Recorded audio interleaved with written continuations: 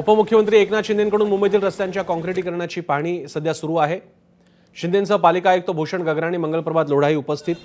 बॉम्बे हॉस्पिटलपासून ही पाहणी दौऱ्याला सध्या सुरुवात झालेली आहे। ठाकरेंच्या शिवसेनेचे आमदार आदित्य ठाकरेंनी काही दिवसांपूर्वी मुंबईतील रस्त्यांच्या कामावरून सरकारवर जोरदार टीका केली होती। आपण फक्त कंप्लीशन डेट आणि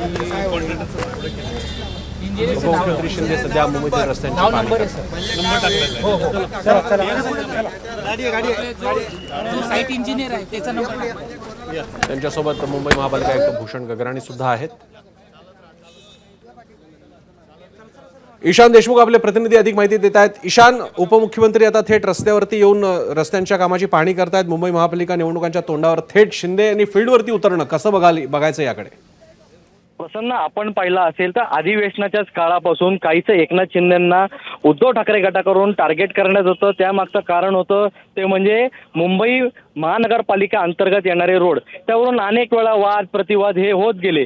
आज थेट उपमुख्यमंत्री एकनाथ शिंदे हे फील्डवर उतरलेत आणि ते संपूर्ण रोडची पाहणी करतात। कशा प्रकारे रोड हे तयार केले गेले त्यांच्यासोबत आपण पाहिलं असेल तर मुंबई महानगरपालिकेचे आयुक्त भूषण गगराणी हे देखील आहेत, मंत्री मंगलप्रभात लोढा देखील आहेत। आपण पाहिलं असेल तर एक बैठक देखील अधिवेशनाच्या काळामध्ये झाली होती, त्यामध्ये आदित्य ठाकरे देखील होते, उपमुख्यमंत्री एकनाथ शिंदे देखील होते। त्यामधला एक फोटो देखील व्हायरल होत होता, त्यामध्ये आदित्य ठाकरे हे एकटक उपमुख्यमंत्री एकनाथ शिंदेकडे बघत होते। आज थेट उपमुख्यमंत्री हे फील्डवर उतरलेत आणि त्यानंतर ते पत्रकार परिषद घेऊन अनेक गोष्टी सांगणार आहेत। कशा प्रकारे पायाभूत सुविधा हे या सरकारकडून करण्यात येत आहेत आणि महत्त्वाचं म्हणजे आपण पाहिलं असेल तर अनेक वर्ष झाले खड्ड्याचा प्रश्न हा होता। आता एकनाथ शिंदे यांच्याकडून सातत्याने सांगण्यात येत आहे की आम्ही मुंबई पूर्णपणे खड्डेमुक्त करू, तरी देखील उद्धव ठाकरे गटाकडून सांगण्यात येत आहे की या रोडमध्ये अनेक घोटाळे झालेत। मुंबई महानगरपालिकेच्या अंतर्गत जेवढे पण रोड आहेत त्यामध्ये संपूर्ण घोटाळेबाज लोकांनी हे सर्व बांधलेत। अनेक जे कॉन्ट्रॅक्टर आहेत हे सगळे या सरकारच्या